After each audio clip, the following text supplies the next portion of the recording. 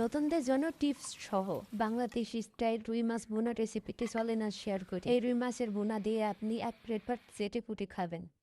খুব সহজে শেয়ার করছি আপনাদের মাঝে। প্রথমে মাছগুলো ভালো করে পরিষ্কার করে লবণ, হলুদ, মরিচ দিয়ে আর সরিষার তেল দিয়ে ম্যারিনেট করে রেখে দিব। সরিষার তেলটা দেওয়ার কারণ, এখানে সরিষার তেল দিলে এখানে মাছের গন্ধ দূর হবে, তার সাথে মাছের একটু স্বাদও বৃদ্ধি পাবে। ম্যারিনেট করে 10 থেকে 15 মিনিট রেখে দিব। একপাশে মশলা তৈরি করে নেব। গুঁড়া মশলা যেমন হলুদের গুঁড়া, মরিচের গুঁড়া, ধনিয়ার গুঁড়া, জিরার গুঁড়া সবগুলো পরিমাণ মতো নিয়ে নেব। তার মধ্যে নর্মাল পানি দিয়ে এটা ভিজিয়ে রেখে দিব।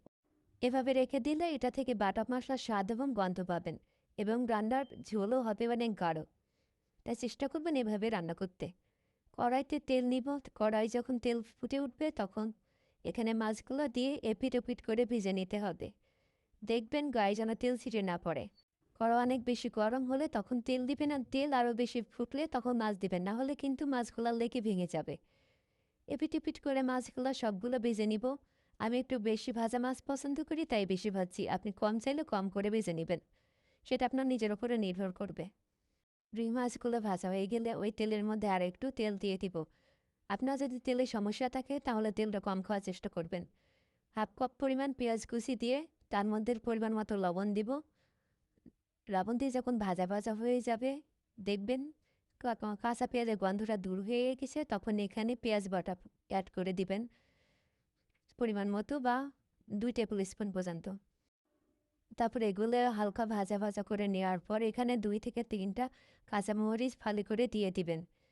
কাঁচামরিচ ফালি করে দেওয়ার পর আর একটু নাড়তে হবে। তারপরে আগে থেকে রেডি করে রাখা গুঁড়ো মশলা পেস্টগুলো দিয়ে দিব। দিয়ে ভালো করে অল্প আছে কষিয়ে নিব অনেকটা সময় দিয়ে।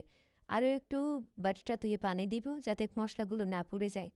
যত কষাবেন কষানোর ওপরেই কিন্তু রান্নাটা স্বাদ বৃদ্ধি পাবে, তাই চেষ্টা করবেন ভালো করে কষিয়ে নিয়ে তারপরে পরিমাণ মতো ঝোল দিবেন পানি দিয়ে। ঝোল যখন ফুটে উঠবে তখন এর মধ্যে মাছগুলো দিয়ে দিবেন।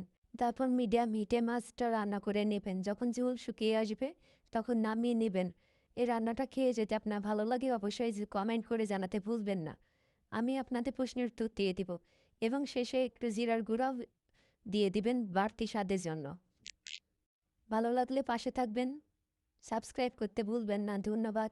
এবং রান্নাটা কতটা ভালো লেগেছে সেটাও জানাবেন।